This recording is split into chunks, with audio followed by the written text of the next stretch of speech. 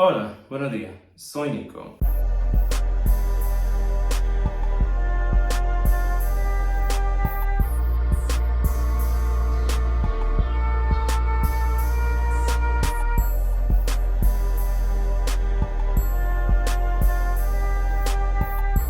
I was ridiculed, I was chastised, I was pinned to the cross for not being open. So today, before you get started, yes, I know my skin is not skinny today. Since I tried to fly to Brazil, I stopped in Colombia and they threw away all my skincare products. So since then I've been struggling trying to use some Brazilian products. It's getting the job done, but it's not doing what it needs to do because I was weeks of glowing, clear skin, no dark spots, like Miss Fenty. I just ordered another batch because I'm like, Fenty, please, because, I can't do this. I can't do this. You can't get me used to clear skin and fuck me up. But yeah. So today, we're going to be here talking about a post that I saw from Facebook that went viral and got moved to Twitter. And it kind of pertains to your trauma probably stems from your parents. Your anti-fem nature probably stems from them. And I'm going to go into detail, but before we get started, if you like this kind of content, if you want to be a part of the podcast, if you want weekly lives and extra videos and early access, follow me on patreon.com/Nicosaesthetics to help me pay my rent. No, but yeah, it definitely helps the channel and allows me to make these videos a lot more smoothly. But yes, let's get started. So essentially this post said, I took this picture with my son 7 to 8 years ago, and I never posted it because my son was giving off Zaya Wade's vibes. Nico, who is Zaya Wade? Basically, Gabrielle Union and Dwayne Wade's daughter. She's transgender. She transitioned a few years ago. And this actually sparked a lot of debate on Black, gay, and heterosexual Twitter. Most of it was stemming from ignorance. Yeah, and basically the argument was, when is it too soon to allow your child to be who they are? And that's that entire conversation kind of bothered me a bit, and it made me mute the entire subject.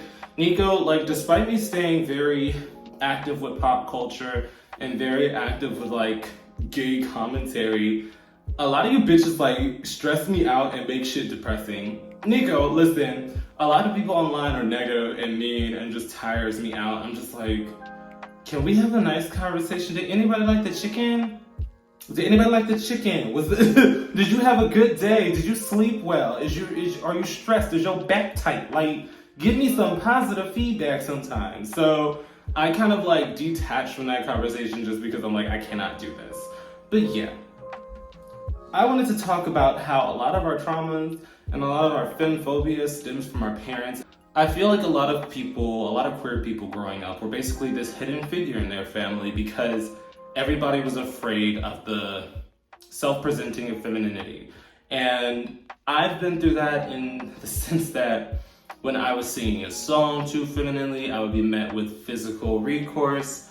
I remember in middle school going into high school, where that song, You're a Jerk, You're a Jerk, I think it was New Boys or something. Basically, they popularized skinny jeans, tight-fitted clothing, flamboyant colors, and I'm okay, I can get into this because now it's okay for the straight girls to do it. So I would do that, and my parent would get so upset that my clothes were so tight that they actually threw away half of my wardrobe while I was at school, because that was at the point after I had been outed and the homophobia started to seep in. Nico, I talked about this in a few videos in the distant past, but I grew up Southern Catholic in a multicultural home, so I'm just it was not acceptable. It's just something that no one talked about. It's not something that they were raised and equipped to handle. So as an adult, I understand why things went down the way they did, but that doesn't necessarily change the fact that it molded who I am today and how I navigate the world, and how certain things make me violently uncomfortable on myself. For example, Nico, I'm open-minded. Y'all know I usually tend to prefer feminine-leaning men. That doesn't necessarily mean that you can't be masculine or have masculine qualities, but I don't like the extra hard hyper-masculinity machismo persona just because is not something that I myself can blend into, and I'm not going to conform to make a man happy. Yeah, I'm not going to conform to make a man happy or a woman. At this point in my life, I'm like, you're either going to accept me for me or you're just going to keep it moving. But point saying, I'm okay with people that I date wearing makeup, wearing, flamboyant hair colors and styles. But just the thought of doing it on myself makes me violently uncomfortable, because in the past, when I was more openly feminine presenting, I was met with actual violence. I was met with trauma, emotional pains that I'll never get over. Coping with food, developing an unhealthy relationship with food that basically made me have 2 EDs, which I've talked about in the past. It's not like, Nico, yeah, I know this is a lot of information if you're not familiar with my channel, but I don't see the purpose in coming on here and trauma dumping every week and oversharing my own personal experiences, unless it pertains to a subject. But yeah, point is, in Brazil, when I had the long 24 inches braids, a lot of girls couldn't pull that off, if I'm being quite honest. But when I had those, I was uncomfortable until I started to see the beauty in it. And I'm like, in Brazil, when I had those long 24 inches braids in, women were making out with me in the middle of the street. Women were calling me handsome, beautiful. Men were making out with me in clubs and blah, blah, blah, blah, blah. Listen, Nico, I can kiss whoever I want to kiss. I'm 26 years old. But also, it didn't really go beyond kissing, because I'm not having no out-of-country baby, if I'm being quite honest. Same for the men's. Unless it was filming purposes, I had no need to do all that. But, yeah, basically being flamboyant, peacocking, and embracing femininity and masculinity scored me more with women. Because when I changed my hair online, I got some pushback from a few people, but most people were raving and oh, this is my favorite look from you, this looks amazing. And that's the thing that I discovered, that I hold myself back. I hold myself back from fashion that I want to try, hairstyles that I want to try, activities that I want to try, because it was instilled in me that if I embrace femininity and or feminine actions, that I will be met with a negative response, that I will be met with being hidden or, corporal punishment. Nico, pow pow, But yeah, so it kind of changed the way that I view freedom of expression for my own self, because I think that's why I'm so attracted to openly feminine and expressive men, because that's a strength that I have yet to grasp. That's to be able to walk as yourself and embody everything that you are is a very powerful thing to be able to do. And I feel that authenticity of them just being themselves and living in the world and presenting how they want to present is what attracts me to them so much. Nico, listen, I could have blind. If you cannot tell, I'm being very philosophical. I smoked a little bit before this. But I really feel that's where my feelings for expressive feminine and or artistic men stems from. Just being able to see the strength that they have to be able to move across this world despite what they've endured, because a lot of queer people growing up endure a lot of trauma from their parents. They endure a lot of trauma from childhood that carries on with them for the rest of their lives. I remember, I think I told you guys, when I originally was outed, my family sat down, they sat me in the back room and there was a large mural of Jesus. I remember it because my family, like I said, very religious. And they would come in one by one telling me how I was going to die of HIV and AIDS, or how my soul was going to burn in hell for eternity. And that's not something that I'm holding against them. I've talked about these issues with the core members of my family, and we've healed, they've grown, they've educated themselves on LGBT matters, but that stuck with me.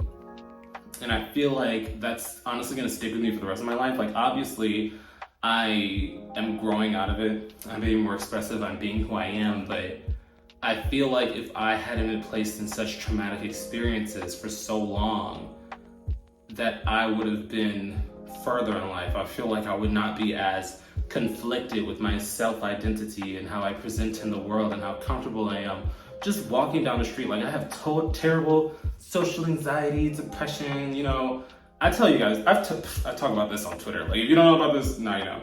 But yeah, I suffer from all those things, and I'm where does it stem from? Family.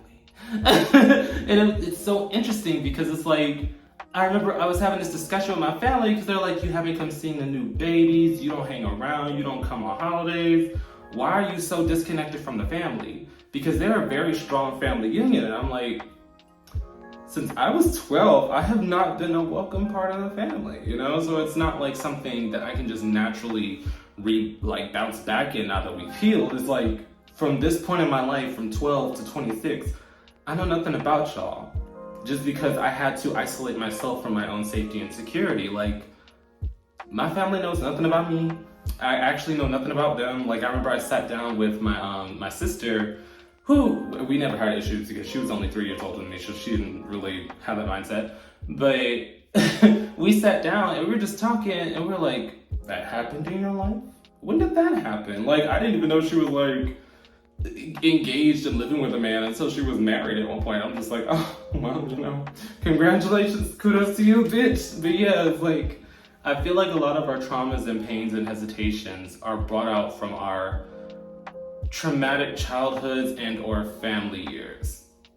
And I understand that we're having these larger discussions on like social media about it, but no one really directly addresses it on YouTube. We all kind of dive into pop culture, stan culture, and never really sit down and see, where does this stem from?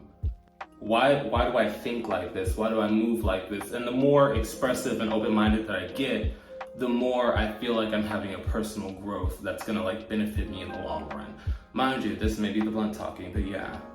Definitely drop your opinions down below. How do you feel about the concept that who we are as an adult and how we navigate our queerness and our self-identities and expressing ourselves and how we present in the world stems from our childhood, stems from our parents, and how a lot of us went through a lot of trauma that we just don't address as adults, especially with those family members. Luckily, I was lucky enough to be able to have these conversations with my family as an adult, and we kind of healed from it. But I understand that a lot of people do not. Like, I know people in their 30s and 40s that say, I haven't been home for the holidays in years, I haven't talked to my parents in years, you know, and it really saddens me because we really missed out on that like TLC and developmental years of just family bonding and care, you know? But yeah, definitely drop your opinions down below. If I made any sense, maybe I'm just venting into the wind, but I don't know, I've just been feeling like off recently.